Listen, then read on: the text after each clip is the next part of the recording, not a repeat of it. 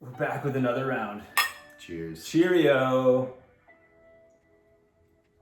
That's quite nice. Thank you for sharing, Jackson. Sure. A little crisp Tasman breeze, New Zealand. Ooh, the Sauvignon Blanc, right? Yeah. Yeah, I think New Zealand, they do some really great Yeah, I'm pretty sure it's New Zealand. Sauvignon Blancs. Yeah.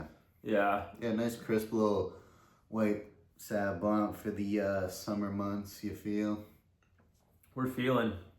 Not getting too goofy with it. Drinking responsibly, of course. We're well over the age of 21. Unfortunately. Yeah, I mean, that's fine. And we're thinking, hey, little shades, little Kurt Cobain clout glasses. Little style with it. These are some Pokemon glasses I got from Wally World. You might see our homeboy Pikachu on the side there. That's so. These are just clout glasses, probably bought on Amazon. Boom, too they easy. They sell my Michael Myers mask.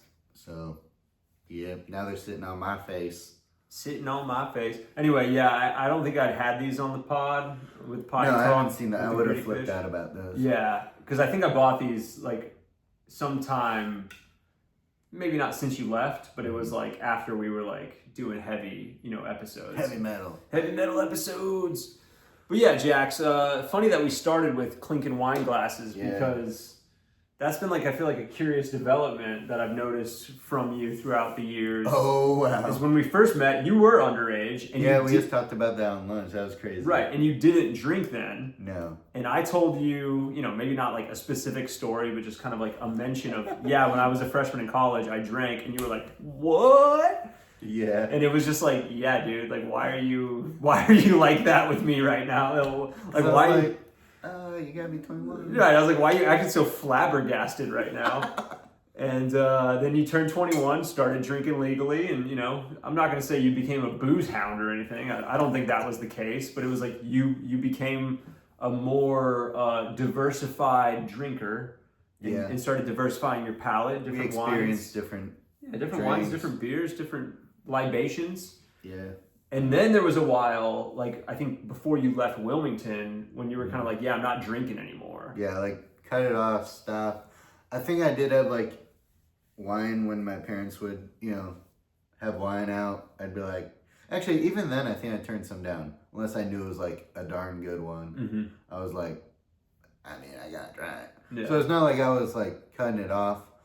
So it's never really been an issue for me. I just was don't really see the need, don't really and I've also noticed that too, because now I've been hanging out with the guys and stuff. I'm not saying it makes us sound like all we do is drink, but the new group of friends that I made here and stuff, we'll have, a beer when we go out after work. We'll, sit around the campfire, have a bourbon, things like that. So, we'll chill.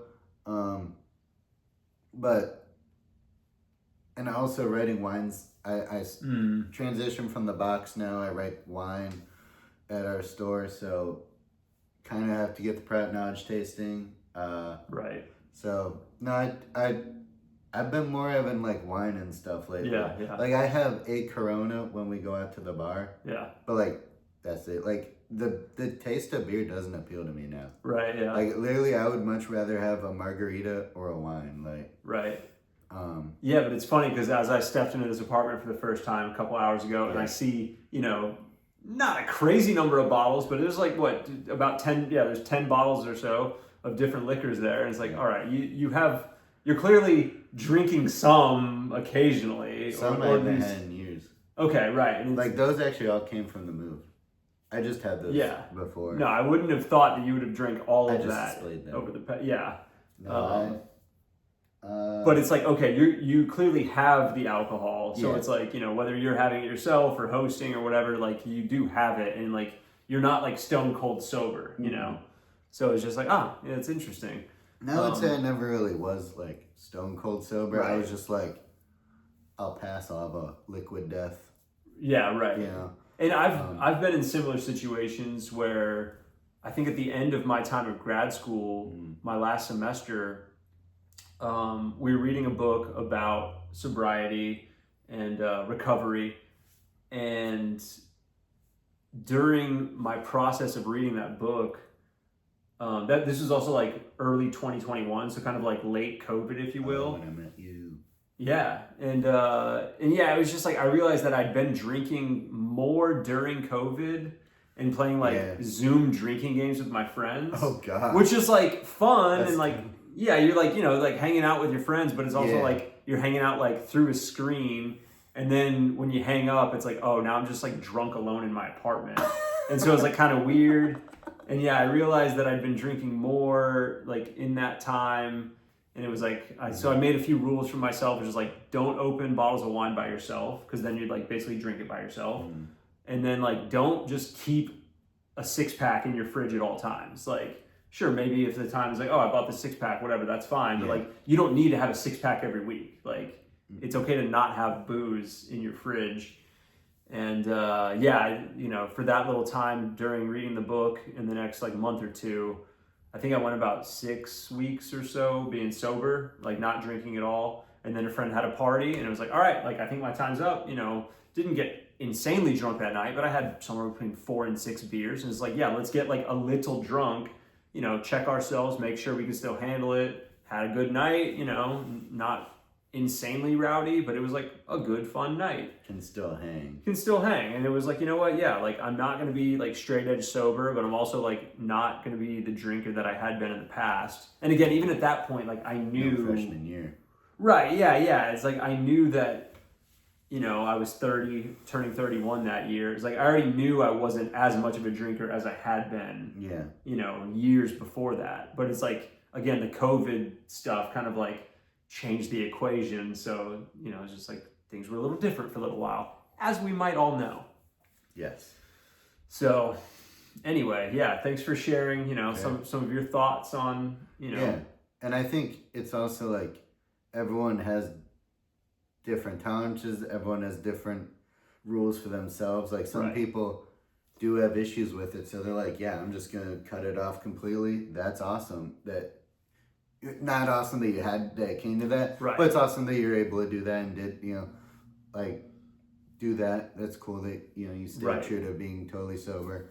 I'm like, I have like a Corona maybe once a week.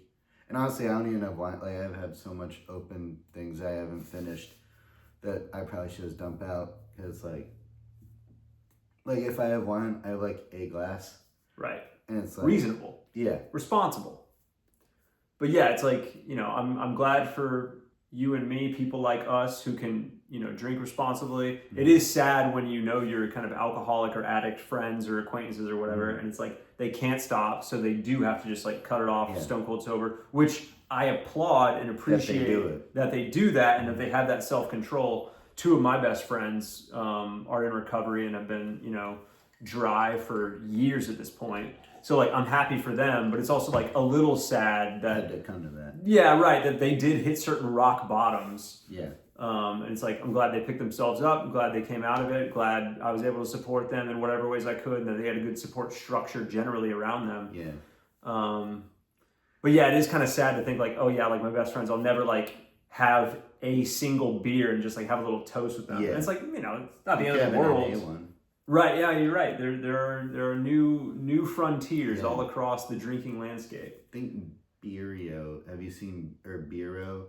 I don't know. It's Tom Holland has his own beer brand. Oh really? Yeah. Spider-Man. Because he actually had it in the new movie. Oh jeez. I think, and I didn't know about it, and then I like saw some ads on Facebook, and it was like Beero. I'm like, oh, that's cool. Like, oh, what's Tom Holland doing with it? And it's his brand. I think it is NA. Okay. So I was like, I bet. Like that's cool. Oh yeah, because Tom Holland does have some stuff out there about him not drinking anymore. Like he used to. And it definitely is. Yeah. Then it's non-alcoholic, which is cool. And have you? So like I'm really into movies and movie lore. I don't know if you've seen like so.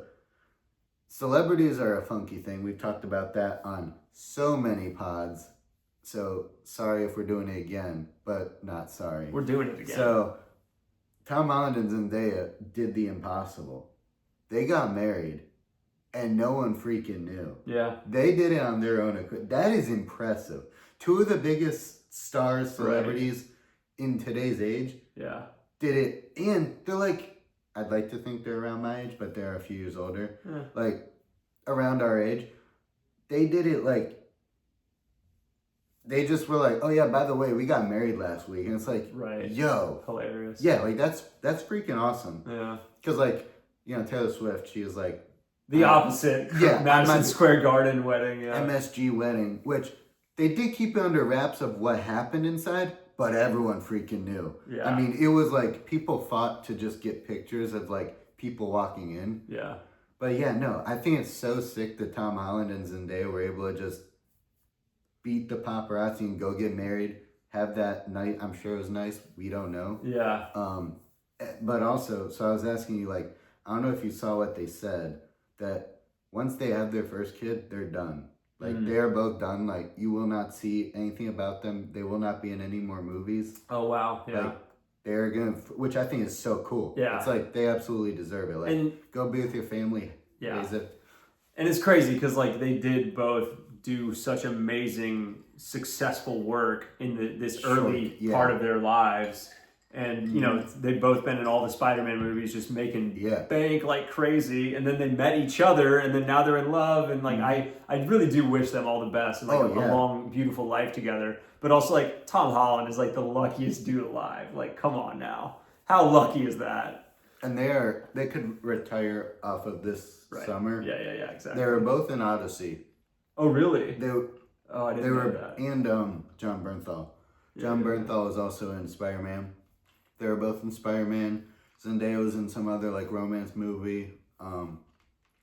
Yeah, like they have hit only box office hits this summer. Right. They're going to be in Avengers Doomsday, I think. Lifestyles of the rich and the famous. Yeah.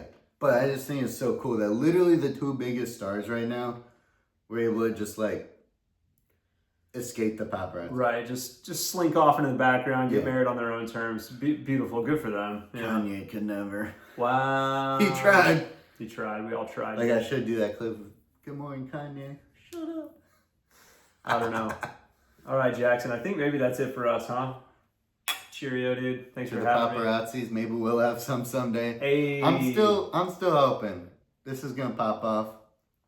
You never know. You never know what the internet hive mind is gonna do with whatever weirdness we put out there. Yeah, like you said one of our videos got like 50,000.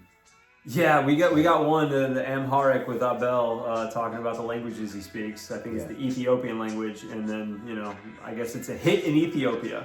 So I think that's it for us now. Yeah. We'll say adios. Peace, guys. Shout out to the beautiful fish. Oh, yes, thank you, Mom, for painting that. I love it. It's a great conversation piece. Thanks, Mom. Cool painting. Yeah, we're happy to have it. It's my favorite fish, the barking trout. Living up It's to like barking. the grittiness of this fish. So with that, we'll say roll thanks Swab, of course, and stay safe, young America. Stay safe, young America. Y'all already know. Peace.